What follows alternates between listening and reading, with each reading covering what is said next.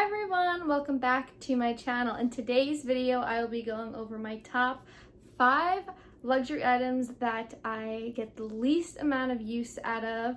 I thought this video would be really helpful because I know for myself, I find it really beneficial to hear from other people's experiences because sometimes you purchase something thinking that it's going to fit your lifestyle and you're going to get a ton of wear out of it. But sometimes that is just not the case. So without further ado, let's get straight into the video. The first item on my list is the Louis Vuitton multi-pachette accessoire in the color of khaki. And I purchased this back when it was still really hard to get in stores, and it was still fairly new, and that was back in 2020. One of the reasons why people really loved this bag was that it was super versatile. So most bags you buy and can't really wear it in different ways, where this one was super functional. The way it comes is there's 3 bags and you're really purchasing 3 bags in one. And at the time, it was really good value for money, as we like to call the luxury space, where you got to wear it a bunch of different ways, style it a bunch of different ways, and use it and change it up as you saw fit. At the time, it was probably retailed for under $2,000 before tax when it launched, and obviously now with inflation and all the numerous price increases, it is no longer under that $2,000 mark, but at the time it was a really good value for a money bag. Now that's what my thinking was as well, right? I mean, it was a good value for money, right?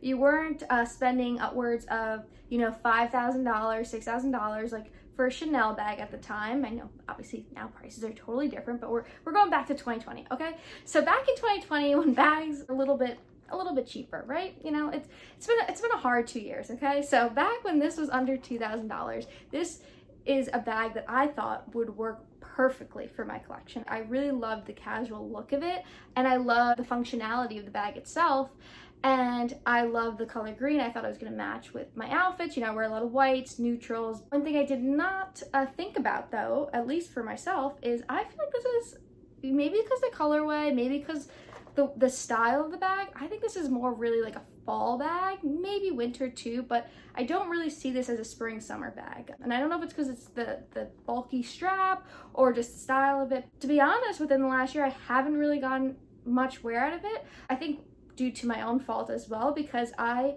am just not that good with rotating my bags. I'm really good at rotating my jewelry, love to change out my jewelry, but I've become really low maintenance, and I want something that just grab and go when it comes to my bags. I don't like to, switch my card holders out and just having to, constantly doing that, because then I feel like I'm just gonna forget something. The way I operate is like I get a new bag and then I forget about the other bag, and that's kind of what happened with this, because not too long after, I ended up getting my Gucci Marmont shoulder bag, and I wear that all the time for the last year or two, because it's just right by my door, and I grab it and go. And then for work, I use my Goyard bag. The next item are luxury sandals. Okay, now on my channel, I make it very apparent that I love jewelry. But one thing that I must confess is that I actually am also really obsessed with luxury shoes. It's just a little hard to film. I try to usually make videos that I think are going to be more informational, and I just feel like with shoes, just more for my style and what I like to wear. So I don't really showcase my luxury shoes, but every year I end up buying, some luxury sandals, and I told myself this year that needs to stop. Why? Because I live in a city. So what does that mean? I do a lot of walking. And even if I have the most comfortable sandals, no sandals will outbeat my sneakers any day, because in New York City you walk a ton, and I've just realized that even though as much as I love luxury sandals and shoes, I need to stick with, if I'm going to spend a lot of money on footwear, it's going to have to be either sneakers or boots, because that just gets more wear than sandals, which I've maybe worn these once or twice, and I've worn these once or twice. And that's not good, value for money. It's not good cost per wear. And as much as I love the way these looks and I love the style, it just doesn't make sense for how I'm currently living. So at any point, if I change my lifestyle and it makes more sense to have a bunch more sandals, then I will start purchasing them. The third item on my list, and it's bad, when I was trying to think of my least used luxury items, and I almost forgot about these completely, which means I really do not get use out of these. And that is luxury belts. I was under the assumption when I started off my luxury journey that I needed one luxury belt, right? You just need one of something because, you know, you just need a classic in your collection of that category, right? So I ended up purchasing this Hermes belt, which is reversible. So I thought it was really great value for what I was getting because I could use it on this side or this side, and then the H emblem does pop off. And this is in rose gold, and I purchased this back in Italy when I visited, probably in 2019, I think. So I got this back in 2019, and I feel like that was at the time when, you know, belts were a little bit more popular, and specifically like I think the Gucci belt was super popular, and I wanted to be a little different, so I ended up purchasing the Hermes belt because I did like how it was reversible. So I thought if I was only going to have one belt, that it should be a belt that I could get 2 uses out of. I thought they were both very basic colors that would match with a lot with my wardrobe. One thing I did not take into account though is that as much as this is a gorgeous belt, but when I think it comes to my personal style, I think it's just a little too much, and it comes off a little bit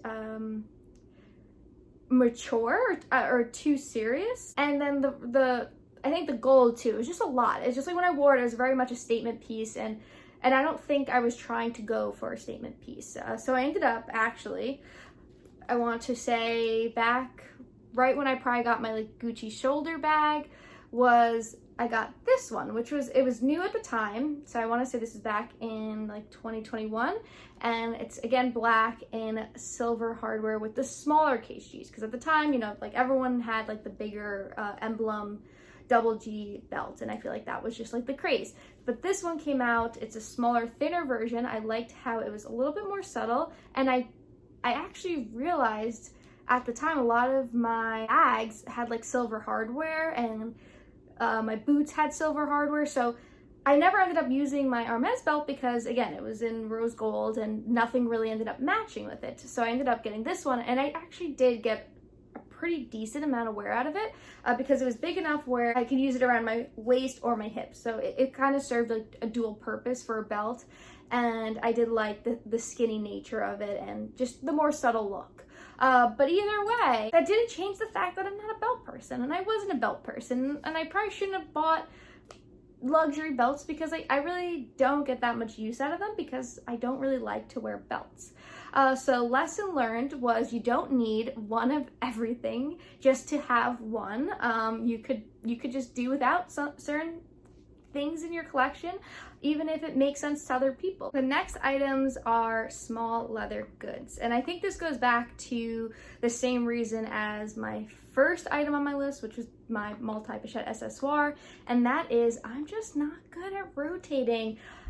If you guys are really good at rotating, let me know down below, or you know, tips that, you know, if you weren't a rotator, how you became one, because I've just realized that with jewelry, I can rotate and I love switching them, but when it comes to small leather goods and bags, I'm really low maintenance. So I ended up having, if you guys followed me on Instagram, I had like a huge small leather goods collection.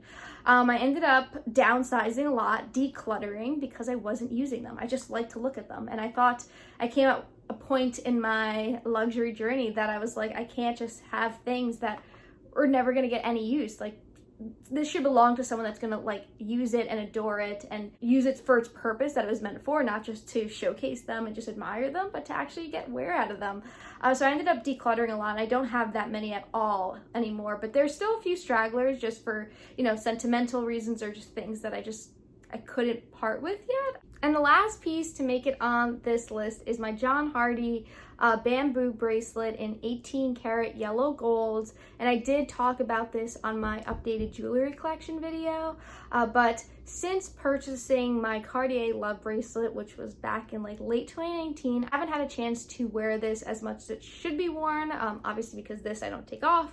So I used to wear this 24/7 prior to purchasing my love bracelet, and since then it just hasn't been getting anywhere. Maybe at one point I will consider letting go of this piece, but for now it's still in my collection, even though it really hasn't been worn at all in the last 3 years. Okay guys, that's it for this video. Let me know down below what are your top least used luxury items and your experience and why they haven't been getting the use that they should be. As always, if you are new here, consider subscribing and I'll see you guys in my next video. Bye!